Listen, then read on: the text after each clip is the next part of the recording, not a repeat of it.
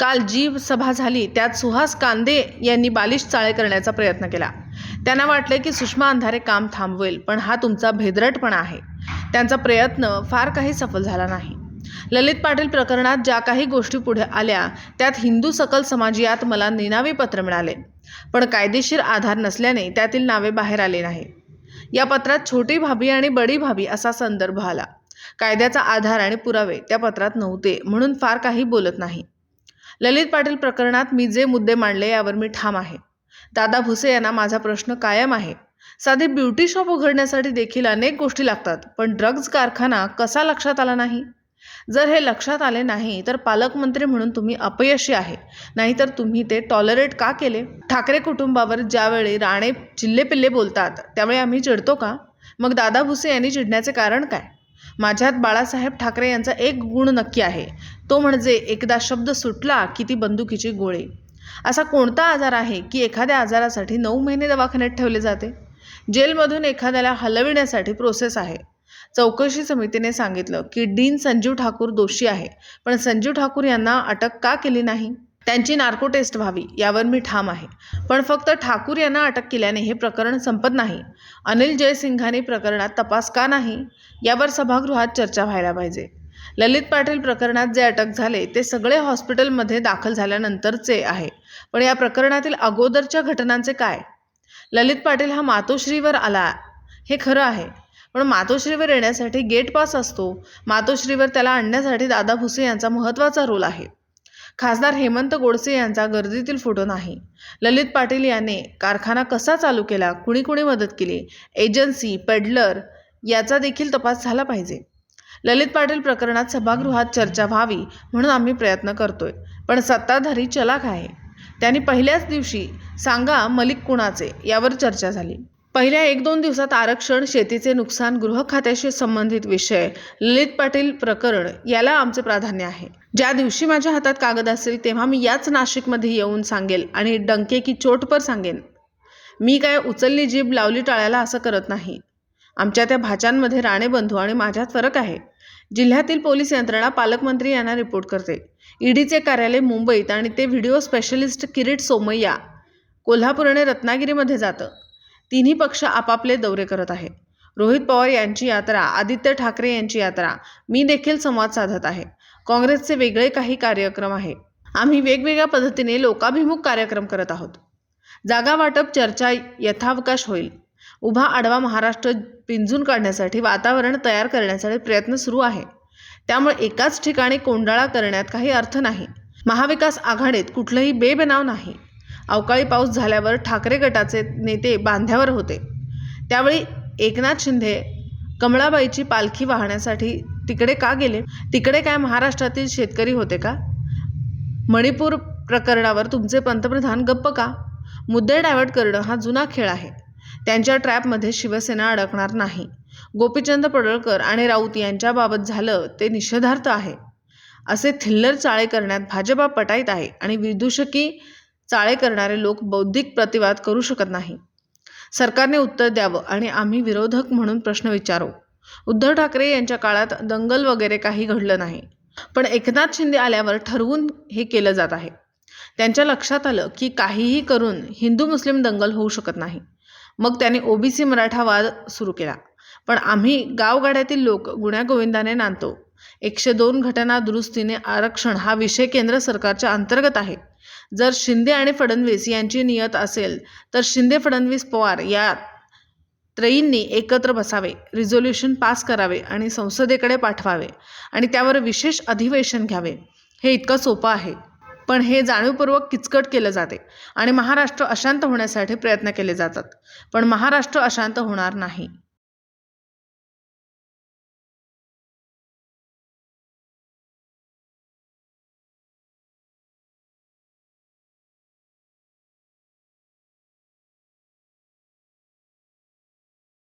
खरं तर मी संध्याकाळी बोलणार आहे, परंतु शिवतीर्थावरून मी काही मुद्दे मांडले होते।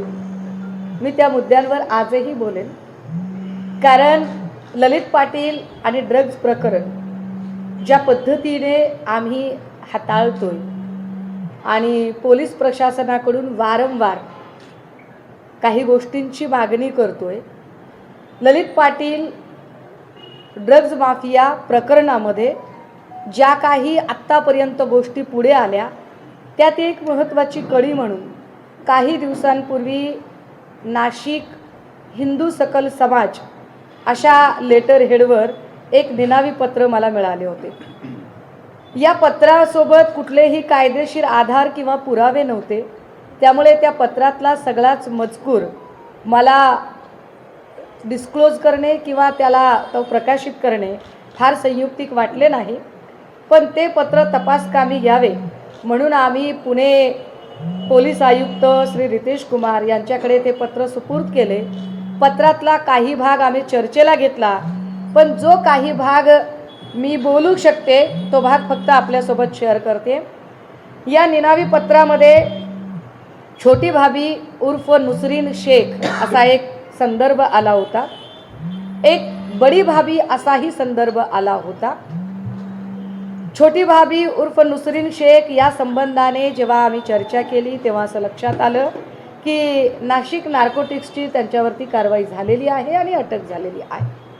त्या निनावी पत्रामध्ये इम्रान शेख उर्फ चिपड्या असा एक काहीतरी संदर्भ आला होता, इरफान शेख, एक्स्ट्रीमली सॉरी, इरफान शेख उर्फ चिपड्या असा तो संदर्भ होता। मला पोलिसांनी हेही सांगितलं की याही माणसावर कारवाई झालेली आहे आणि तो अटकेत आहे। निनावी पत्रामध्ये नाशिक, जळगाव, नाशिक, भिवंडी, त्यानंतर मुलुंड, पुणे असा बराचसा भौगोलिक परिसर चर्चेला आलेला होता आणि त्यात काही पोलीस अधिकाऱ्यांच्या संबंधाने सुद्धा चर्चा होती। आता डीन संजीव ठाकूर दोषी आहे, पण त्याला अजूनही अटक का केली नाही हा माझा सवाल आहे की डीन संजीव ठाकूरला अटक व्हावी आणि त्याची नार्को व्हावी। मी त्या नार्कोस टेस्टवर आजही ठाम आहे, परंतु डीन संजीव ठाकूरला अटक झाली म्हणजे सगळं मॅटर संपलं असं अजिबात होत नाही। टीईटी प्रकरणातही अशाच पद्धतीने प्रकरण दाबादाबी केली, अशी दाबादाबी करू नये। अधिवेशन चालू आहे, सभागृहाच्या आत आमच्या पक्षाचे सन्माननीय सगळे प्रतिनिधी सभागृहाच्या आतली लढाई लढत आहेत, सभागृहाच्या बाहेर आम्ही ते प्रश्न फार जोरदार पद्धतीने मांडण्याचा प्रयत्न करत आहोत की सभागृहातून ललित पाटील प्रकरणावर चर्चा झाली पाहिजे। अनिक्षा जयसिंघानी प्रकरणाचं काय झालं, कारण गृहमंत्र्यांच्या पत्नीलाच जर धमकी दिली जात असेल, जिथे गृहमंत्र्यांची पत्नीच सुरक्षित नसेल तर गृहमंत्री आम्हाला सुरक्षा काय देतील बरं? त्या प्रकरणाचं नेमकं काय झालं त्याच्यावर या अधिवेशनात चर्चा व्हावी आणि सन्माननीय गृहमंत्री देवेंद्र फडणवीस यांनी त्याची उत्तरं द्यावीत, तीही मागणी आम्ही करतोय। सोबतच ललित पाटीलशी संबंधित जेवढ्या म्हणून अटका आत्तापर्यंत झाल्या किंवा पोलीस कारवाया झाल्या त्या सगळ्याच्या सगळ्या हॉस्पिटल नंतरच्या आहेत। म्हणजे 2 एपिसोड आहेत, एक ललित पाटीलला हॉस्पिटलला आणेपर्यंतचा आणि दुसरा हॉस्पिटलच्या नंतरचा। हॉस्पिटलच्या नंतरच्या एपिसोडमधल्या ऑलमोस्ट आता बऱ्याचशा अरेस्ट झालेल्या आहेत, एक अरेस्ट राहिलेली आहे ती संजीव ठाकूरची जी अत्यंत महत्त्वाची आहे आणि त्याची नार्को टेस्ट महत्त्वाची आहे। पण ललित पाटील मुळात कैदी कसा झाला, ज्या गुन्ह्यासाठी त्याला कैद केलेला आहे तो गुन्हा कसा घडला, कुणाच्या आशीर्वादाने घडला, हे ड्रग्ज जर नाशिकमध्ये एवढं ड्रग्ज सापडतं तर महाराष्ट्रभर ते रॅकेट कसं काम करत असेल याचं नेमकं नेक्सस बाहेर येणार होतं। ते नेक्सस कधी बाहेर येणार आहे? आणि हो, नाशिककरांच्या समोर आणि नाशिकच्या पत्रकार बांधवांच्या समोर अजून एक गोष्ट स्पष्ट केली पाहिजे। एक फोटो कोणीतरी फिरवला होता गद्दार गँगच्या लोकांनी आणि फोटो फिरवताना सांगितलं की ललित पाटील तर बघा म्हणाले हे तुमच्यासोबत आहे। ललित पाटीलशी संबंधित जेव्हा मी सगळी माहिती घेतली, कारण मी अभ्यास केल्याशिवाय बोलत नाही, मी माझ्या पक्षप्रमुखांना आणि पक्षातल्या सन्माननीय नेत्यांना आणि महत्त्वाच्या लोकांना विचारलं की ललित पाटीलवर काही पक्षाची जबाबदारी होती का? तर ललित पाटीलवर आमच्या पक्षाची कुठलीही जबाबदारी नव्हती। पण ललित पाटील मातोश्रीवर आला हेही तितकंच खरं आहे, पण तो कसा आला? तर आमच्याकडे कुठलाही माणूस जेव्हा येतो तर त्याची एक पद्धत असते, त्याला गेट पास हा त्या जिल्ह्याचा जिल्हा प्रमुख किंवा जिल्ह्याची नेते मंडळी देतात। अनिक्षा जयसिंघानी प्रकरणातला अनिल जयसिंघानीचा गेट पास सुद्धा कसा मिळाला यावर आम्ही बोललो होतो की तो ठाण्यातनं आला होता आणि ठाण्यात त्यावेळेला सन्मान्य एकनाथ शिंदे साहेबांकडे होतं, म्हणजे शिंदे साहेबांमुळे ती एंट्री झाली होती. ज्या फ्रेममध्ये तुम्ही बघताय या ललित पाटीलला, त्याच फ्रेममध्ये दादा भुसे दिसतात. याचा अर्थ उघड आहे की मातोश्रीवर त्याला आणण्यामध्ये दादा भुसेंचा महत्त्वाचा रोल होता. आता त्यांची ओळख पाळख कशी ते त्यांना विचारायला जास्त बरं असेल. आणि गर्दीतले फोटो हे वेगळे असतात, फार सबुरीनं काढलेले फोटो वेगळे असतात. इथले खासदार हेमंत गोडसे यांचा फोटो मात्र गर्दीतला नाही, तर हेमंत गोडसे स्वतःहून त्यांच्याकडे गणपती दर्शनाला जातात. हे माझ्यासाठी अनाकलनीय आहे. एवढा मोठा आमदार खासदार माणूस एखाद्याच्या घरी कसा जातो? बाबा मी अडाणी आहे, तुम्ही मला सांगा काय चुकत असेल तर. सभागृहामध्ये ही चर्चा व्हावी यासाठीच आम्ही प्रयत्न करतो, परंतु सत्ताधारी मोठे चलाक आहेत. सत्ताधाऱ्यांनी खरं तर पब्लिक ओरिएंटेड इश्यूजवरती चर्चा करावी अशी आमची अपेक्षा असते. परंतु अडचण काय झाली माहिती आहे का?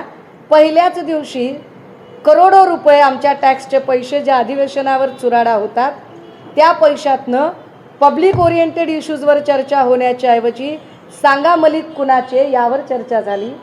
मलिक कोणत्या बाकावर बसले यावर चर्चा करणारे लोक, अरे इथे शाळकरी पोरांना बसायला बाक मिळत नाहीत यावर चर्चा करत नाहीत. हे दुःख आहे. ऐका ना दादा, लेट मी फिनिश. आम्हाला अपेक्षित होतं की पहिल्या 1-2 दिवसात खरं तर आरक्षणाच्या प्रश्नावरती चर्चा व्हावी, तो प्रश्न निकाली निघावा. आमचा प्राधान्यक्रम दुसरा शेतकऱ्यांच्यासाठी की गारपीट आणि अवकाळी पाऊस यामुळे जे नुकसान झालेलं आहे त्या शेतकऱ्यांना न्याय मिळावा. आमचा तिसरा प्राधान्यक्रम हा गृह खात्याशी संबंधित इशू, ज्यातला महत्त्वाचा इशू ललित पाटीलचा. मला वाटतं आज किंवा उद्या हा विषय ओपन अप होईल आणि हा विषय सभागृहामध्ये इकडे अनिल परब साहेब आणि आमचे विरोधी पक्षनेते विधान परिषदेतले अंबादास दानवेजी आणि विधानसभेतली मंडळी स्वतः आमचे नेते सन्माननीय आदित्यजी हा मुद्दा उचलतील, मांडतील. चिंता नसावी. मुद्दा एवढाच आहे की जेवढा ठासून आम्हाला तुम्ही प्रश्न कधी विचारणार असं म्हणताय, तेव्हा सत्ताधाऱ्यांना तुम्ही उत्तर का देत नाही असंही एकदा विचारा, एवढीच अपेक्षा आहे. कशासाठी आले होते ते मी अजिबात इथे शेअर करू इच्छित नाही किंवा मी करू नयेत तसे, कारण मी म्हटलं की त्याच्यासोबत असणारे माझ्या दृष्टीने कायद्याची विद्यार्थिनी म्हणून मला आवश्यक असणारे जे आधार किंवा पुरावे, ते पुरावे त्यात नव्हते, त्यामुळे मी त्यावर काही फार बोलत नाही. परंतु पोलीस त्या दिशेने कारवाई करत आहेत. ललित पाटील प्रकरणामध्ये मी काही मुद्दे उपस्थित केले होते, त्या मुद्द्यांवर मी आजही ठाम आहे, हे मी जरा सांगितलं पाहिजे. माझे काही मुद्दे असे आहेत की नाशिकमध्ये 1200 कोटीचा MD ड्रगचा साठा आणि कारखाना मला आपल्याच माध्यमातून माहिती मिळते. तर माझा सरळ साधा प्रश्न तत्कालीन पालकमंत्री दादा भुसेंना कालही होता आणि आजही आहे. माझा प्रश्न काय आहे की एखादं साधं ब्युटी शॉप जरी उघडायचं असेल तर त्याच्यासाठी सुद्धा GST नंबर, रेंट ॲग्रीमेंट किंवा शॉप ॲक्ट लायसन किंवा अशा बऱ्याच गोष्टी लागतात. ट्रान्सपोर्टेशन असतं, ट्रान्झॅक्शन असतं. एवढा मोठा MD ड्रगचा साठा किंवा कारखाना इथं आढळतो, त्याच्या संबंधित कुठलीच कागदपत्र प्रशासनाच्या लक्षात आली नसतील का? ह्या सगळ्या मालाची वाहतूक, ट्रान्झॅक्शन, ट्रान्सपोर्टेशन हे लक्षात आलं नसेल का?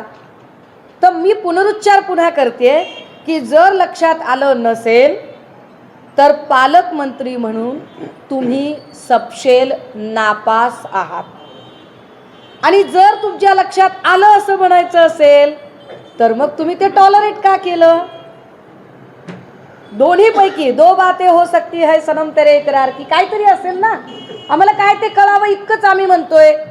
आता याच्यात त्यांना राग येण्याचं काहीच कारण नाही, कारण जेव्हा ठाकरे कुटुंबावर किंवा शिवसेनेवर राणे बिनेंची चिल्ली पिल्ली पोरं आरोप करतात, आम्ही चिडतो का? आम्ही उत्तरं तरी देतो का? आम्ही काय म्हणतो, दूध का दूध पानी का पानी हो जाएगा, जो होगा सो देखा जाएगा, कर नाही त्याला डर कसली. तर मला कळत नाही की दादा भुसेंनी याच्यात चिडण्यासारखं काहीच कारण नाही. मी अमन परदेशी नावाच्या एका माणसाचा उल्लेख केला. मला चांगलं आठवतंय की मी शिवतीर्थावरून मी कोणत्या गावाचा उल्लेख केला होता आणि त्यानंतर कोणतं गाव पुढे आलं. मी त्यावर अजून बोलेन नंतर. आणि या माणसांनी कुठून कुठून कसे कसे कशा पद्धतीने फोन केले मी यावरही बोललेली आहे. मी म्हटलं ना, माझ्यात वंदनीय बाळासाहेबांचा एक गुण नक्की आहे. बाकी काही असतील नसतील टीकाकार सांगतील, पण एक गुण नक्की आहे की वंदनीय बाळासाहेब असं सांगतात की माझा शब्द म्हणजे बंदुकीची गोळी, एकदा सुटली सुटली परत शोधत बसत नाही इकडे पडली का तिकडे पडली. तर मी ठाम आहे मी जे काही बोलते त्याच्यावर. आता पुन्हा आम्ही असं म्हटलं की बाबा ललित पाटीलला तुम्ही ससूनला हलवलं.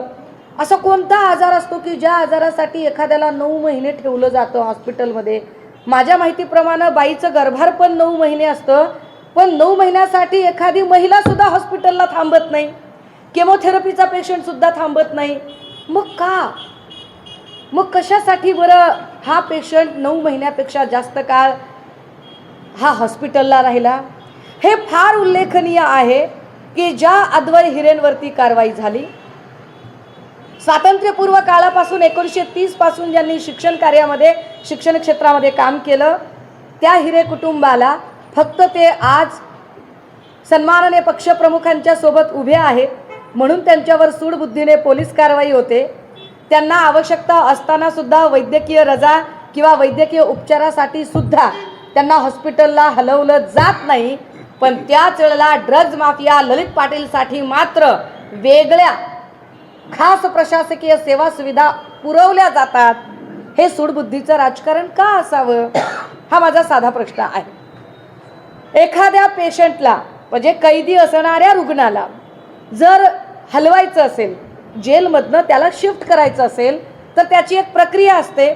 आधी त्याला तपासलं जातं, जेलमधले डॉक्टर तपासतात. डॉक्टर जर त्यांना जर काही गंभीर वाटलं तर त्यांच्या मेडिकल बोर्डकडे प्रकरण जातं.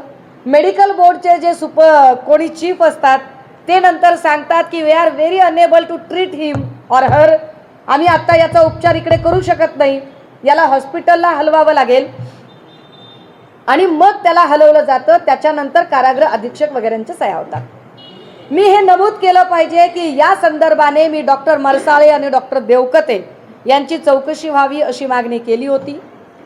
साधारणतः 3 ते 4 दिवसापूर्वी डॉक्टर मरसाळे आणि डॉक्टर देवकते यांच्यावरती आता कारवाई झालेली आहे आणि त्यांना अटकही झालेली आहे. ललित पाटीलला पळून जाण्यासाठी मदत करणारे पोलीस किंवा एकूण ज्या काही लोक होते त्यातला महत्त्वाचे जे लोक होते त्यातली मोहिनी डोंगरे PSI हिचं सस्पेन्शन आणि त्यानंतर डायरेक्ट डिसमिस ऑर्डर होऊन आता अटकेत आहे. यामध्ये अजून एक त्याच वॉर्ड नंबर 16 मध्ये विनय हरहना जो रोजरी स्कूलशी संबंधित आहे. सन्मान्य पक्षप्रमुख उद्धव साहेब गेली 2.5 वर्ष मुख्यमंत्री होते. त्या काळात महाराष्ट्रात एकही सामाजिक जातीय धार्मिक दंगल घडली नाही, मॉब लिंचिंगची घटना घडली नाही.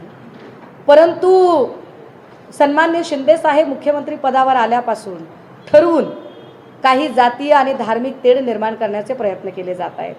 कधी लव जिहादचं कारण काढलं जातं, कधी मंदिराला संदल चढवल्याचं कारण काढलं जातं, कधी काही कारणं काढली जातात. पण त्यांच्या लक्षात आलं की काही केलं तरी हिंदू मुस्लिम दंगल होतच नाही. सगळे प्रयत्न करून थकले ते. पण ज्या पद्धतीने महाराष्ट्रातल्या मुस्लिमांनी अत्यंत संयमी आणि संयत भूमिका घेतली त्यामुळे ती दंगलच घडू शकली नाही. तेव्हा त्यांनी एक नवा फंडा सुरू केला, मराठा विरुद्ध OBC वाद पेटवायचा. आणि तो वाद पेटवण्यासाठी जाणीवपूर्वक जे हे प्रयत्न केले जात आहेत. पण मी आपल्याला सांगितलं पाहिजे की भाजपाचा हा कितीही कुटील डाव असेल, गावगाड्यात राहणारी आम्ही सगळी माणसं, मग ते मराठा असतील, साळी माळी कोळी तेली तांबोळी आतार बागवान सुतार लोहार कुंभार सगळे आम्ही जाती धर्माची माणसं असू, आम्ही सगळे गुन्ह्या गोविंदाने नांदणारे लोक आहोत. भाजपाने ही गावगाड्याची विण उसवायचा प्रयत्न कितीही केला तरी ते सफल होणार नाहीत. ते उघडे पडतील, पडताहेत. लोकांच्या लक्षात येत आहे की हे भाजपा ठरवून करत आहे.